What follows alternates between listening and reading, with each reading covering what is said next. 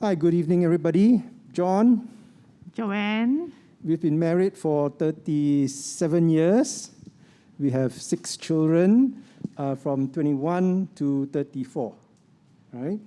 When we were invited to give a talk, we were kind of thinking, what can we possibly say? And given our experience with families, couples, and so on, we thought that this might be a pretty good topic that's worth considering. Not that we would claim we are 100% happily married all the time, right? That's probably not very realistic. So sometimes, depending on when you ask my wife, is she happily married, it might go up and down depending on the day. But anyway, by and large, we're still together after 37 years. Although I guess at times we wish it may not have been, right, in those difficult moments. But anyway, going through difficult moments, I think that's why we learn and we grow. And we'd like to share with you some of our insights. Okay? John and I are also involved in a ministry for the divorced and the separated. And we do journey with the men and the women who have gone through divorce or separation. During the journey with them, we have also discovered many, part of their lives, which we think we can share with you the many problems that they had faced during their marriage, which led to the breakdown of the marriages. As you all know, when a marriage breaks down, it is a very painful process, and it is not just the couple who is affected. It is the children who are the innocent parties in a broken marriage, and also very often the extended families are also experience the pain.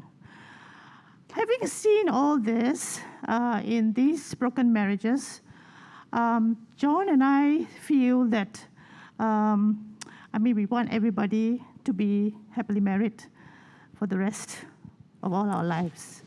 And we hope that what we share today, this evening, will also help some of you. I'm sure you're all happily married, but we would like to share with you how to stay happily married. Okay, next. Okay, these are 2 scenarios which unfortunately are real and not uncommon. Okay, so you've got Aaron and Anne, married not that long, 2 young children. When they got married, very much in love. But bringing up young children, they don't have that much time for each other. And very often it's focused on the children.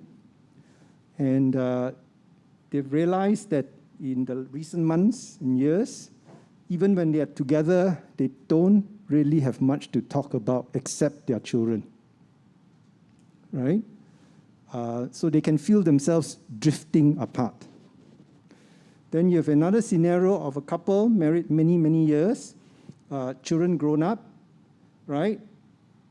Also at the start, very much in love, but the years have taken their toll, and they're now living under the same roof, but essentially different rooms, living separate lives.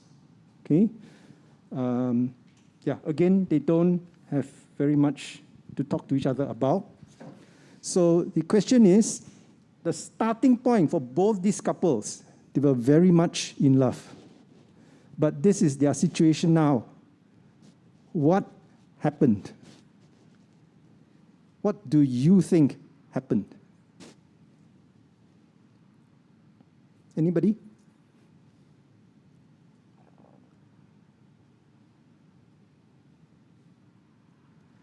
These 2 scenarios are actually based on very sad statistics, all right?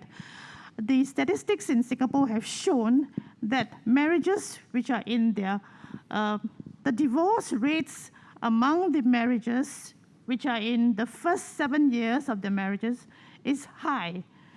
And we have the tail end where the couples are much older and the divorce rates among them are also very high.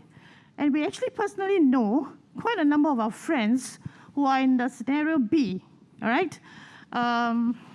Sadly, this is happening and they file for divorce, all right?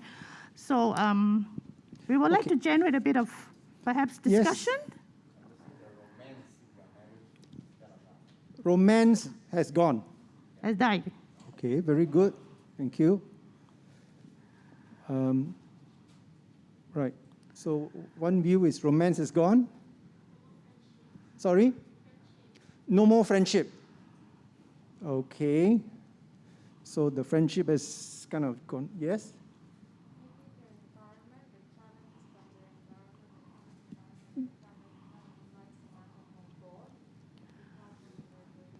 Okay, so there are so can many. everybody hear her? Okay, so I think what I hear you saying is the environment is very challenging.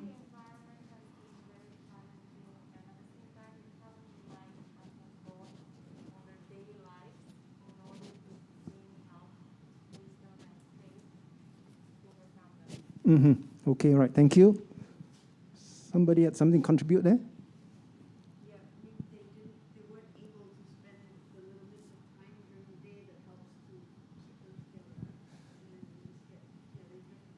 Okay, so they grew apart, they couldn't spend bits of time to grow together.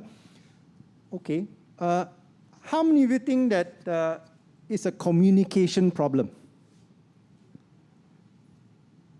Okay, I'd like to suggest to you, and you can disagree, that there's something deeper than that. All right? Even in our marriage, there were times when we are talking to each other, but somehow the connection is not strong, right? So the idea I'd like to share with you is this idea of emotional connection. More than just talking, communicating, more than just solving problems and doing things together. All right? So we'd like to give you an exercise now. You can show the next one, please. All right, so this was the question we posed to you. What happened? All right, next one.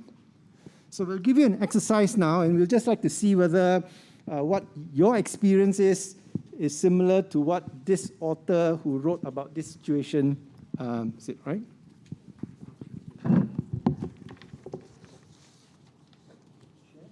Anybody who needs pen? You don't need pen, so it's just an exercise. And if you don't have a pen, maybe you just indicate and then Joann will pass you a pen.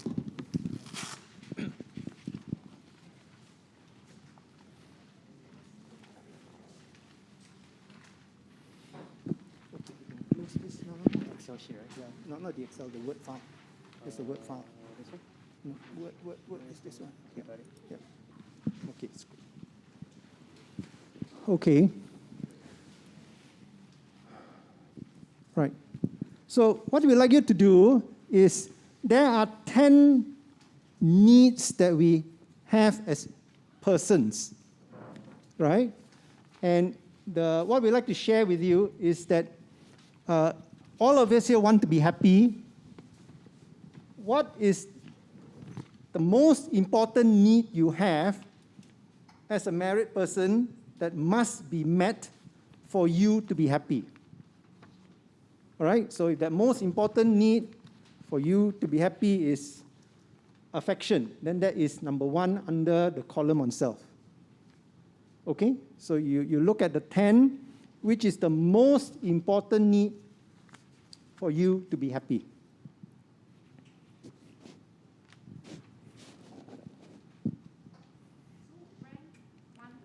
Uh, 1 to 5, but look at the first one, the most important one. Of the 10, pick one. Then after that, imagine that there are two needs that you can only be met in your marriage. What is the second one? So then you've got 2, and then all the way to 5. All right?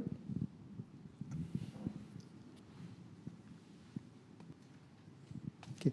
I don't think we have time to put yourself in your position with your spouse. Have you all finished the first 5 for yourselves? Okay. Given the constraints of time, we will just do that. All right? Yep. Could we go to the Excel file? Yep. Okay. So we'll just get the ladies first to share with us, right? And then we'll get the guys, and we'll see if there is a pattern in the way men and women try to develop that emotional connection. All right? So, okay. Ladies first? No, we won't do the, go around, but can I have volunteers? Just put up your hands, don't be shy. We need some data here. Hi, so for me, I think my number one needs is intimate conversation. Okay, put one there. To be able to talk about yes. events, feelings, Okay, sure. plans that I have. Right. Number 2, 3, 4, 5? Yeah. Oh, okay. Number 2 is affection. Number 3 is honesty and openness. Okay, I never do 4 and 5. Okay, all right, never mind, that's fine, thank you. Would you like?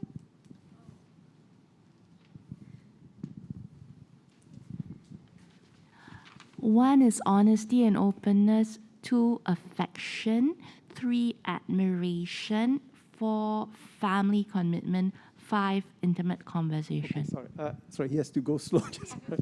Right, number. Oh, okay. So I give the number easier, right? So it's 5, Okay. 1, 10, 9, 3. Okay, all right, thank you. Thank you. Anybody else? Over there, Joann. 10, 5, 1. Thank you.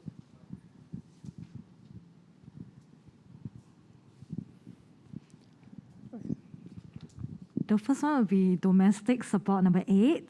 And second will be number 9, family commitment. And the third one will be number 7, financial support. And number 4 will be number 5, the honesty and openness. And the last one, number 5, will be number 3, intimate conversation. Thank you. Any ladies on this side? Joann, over there. Oh, sorry. Yeah, okay, it may not Do be you long. mind just coming up here, if you don't mind? That's the max. 3, Number 3 is first one, yep, 3, 9, 9, 5, 1, and 7. Yep. 7.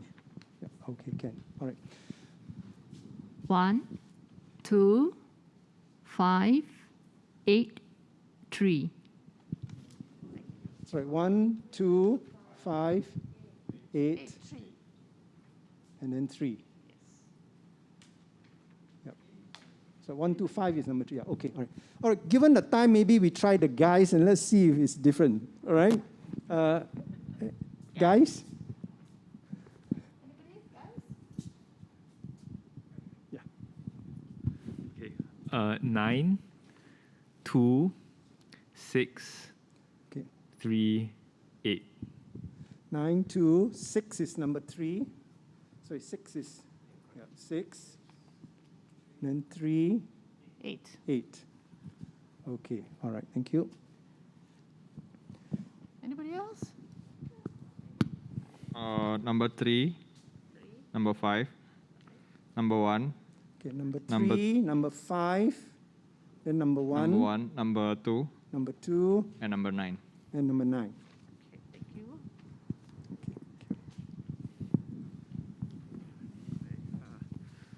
5, 1, 3, 2, 8.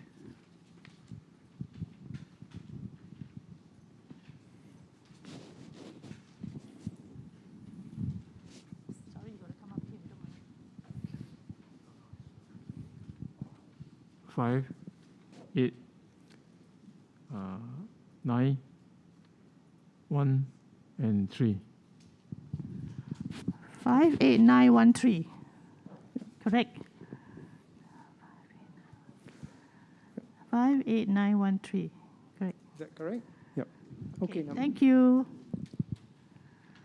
Any more guys? Okay. no. Okay, never mind. Okay, we thank you very much for volunteering the answers. Thank you for your courage and your honesty.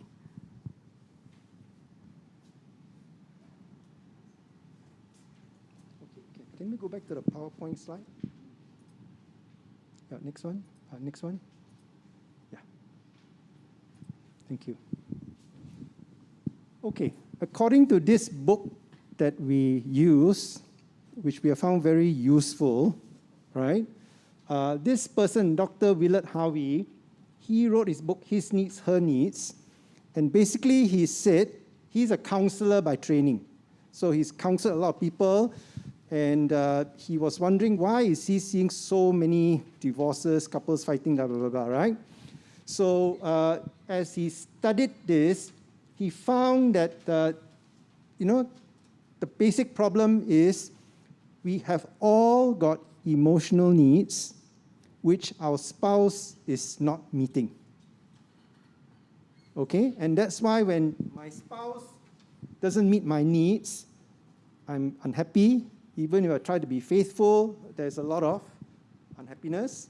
And it's possible that if I meet somebody else in the space of my work or ministry, whatever, who meets my needs, then the temptation will grow, right? So it is not just an issue of communication or problem solving.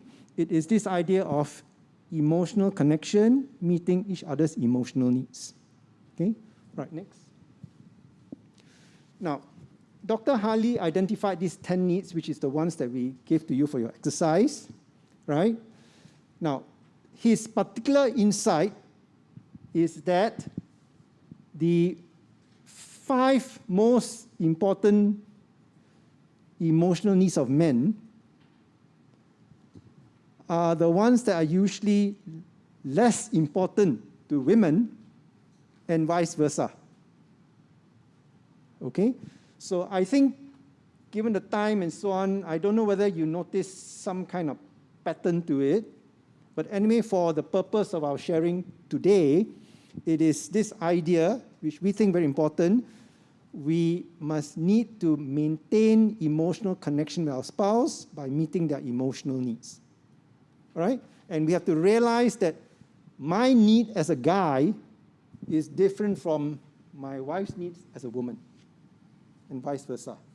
Okay, next. So according to Dr. Harley,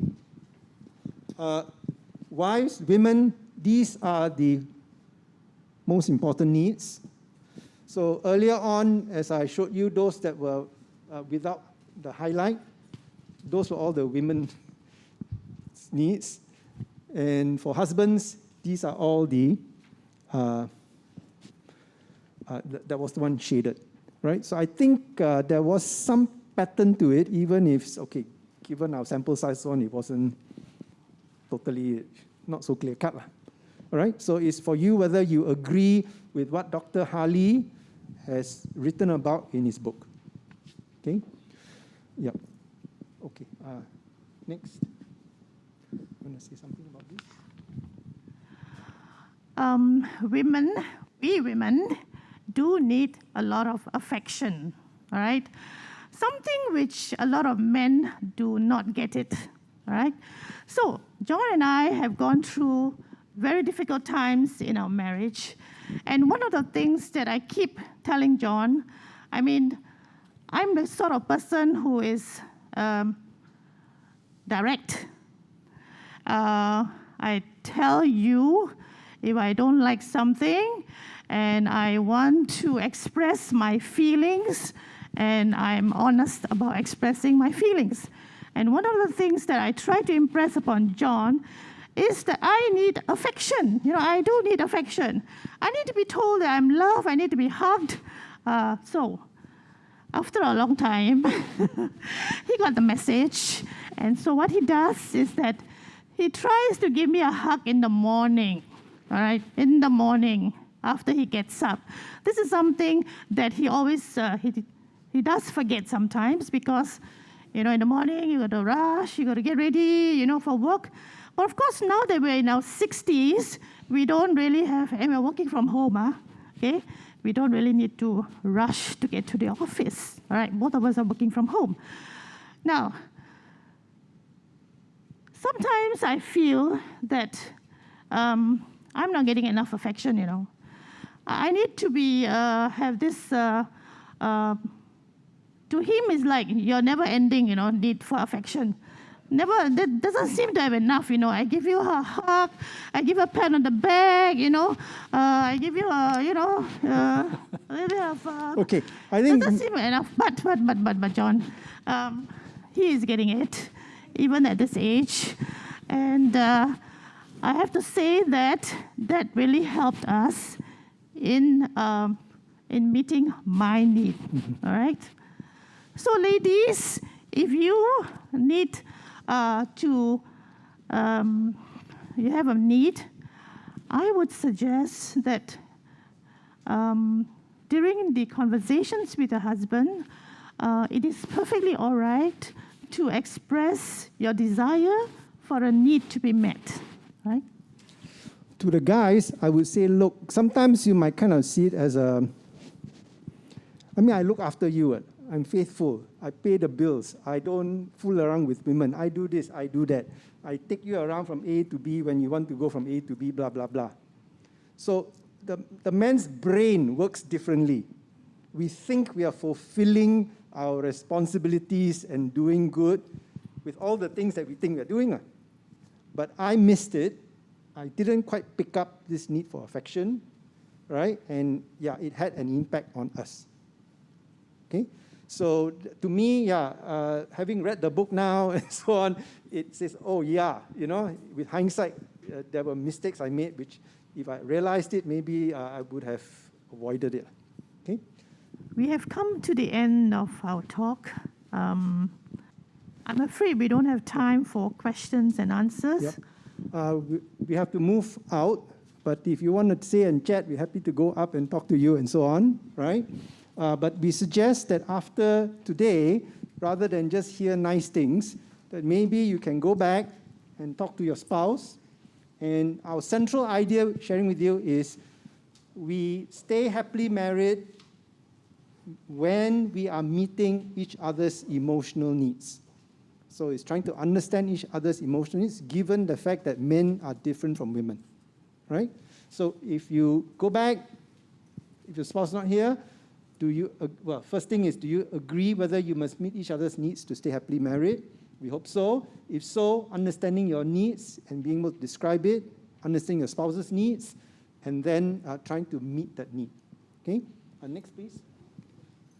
So if you want to get a copy of Dr. Harley's books, you can do a Google search for it. It is available. I'm not too sure how much. I just did one here. You can see approximate price and so on and so on.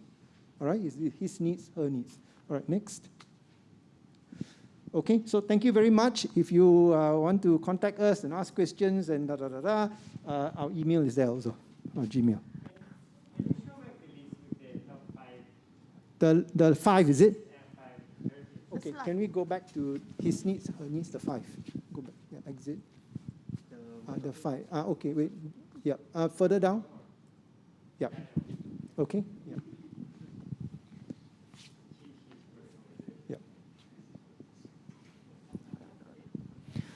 Okay, thank you very much for coming and being such an attentive audience.